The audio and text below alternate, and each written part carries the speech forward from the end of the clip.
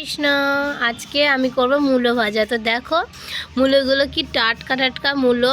তো শাকগুলো নিয়ে নিয়েছি আর মূলোগুলো এইভাবে ছাড়াচ্ছি। ছাড়িয়ে তোমরা তো গোল গোল মূলো ভাজা সবাই খেয়েছো, জিরি জিরি করে অনেকে খেয়েছো হয়তো। তো আমি আজকে জিরি জিরি করে আলু ভাজার মতো করে মূলোগুলো বানাবো।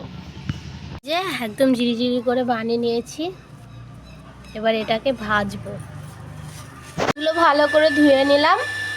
এবার এদিকে কড়াই বসিয়ে দিয়েছি আর দিয়ে দিচ্ছি তেল। এখন দিয়ে দিচ্ছি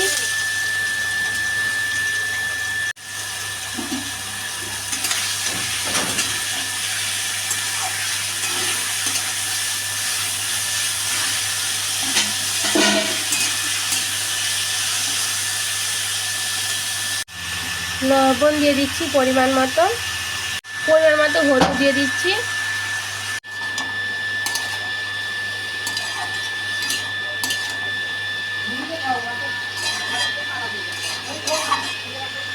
দুটো কাঁচা লঙ্কা চিড়ে আমি এর মধ্যে দিয়ে দিচ্ছি।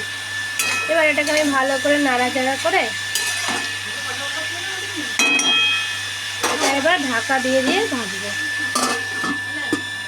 দেখো এটা ভাজা হয়ে গেল, নামিয়ে দিয়েছি।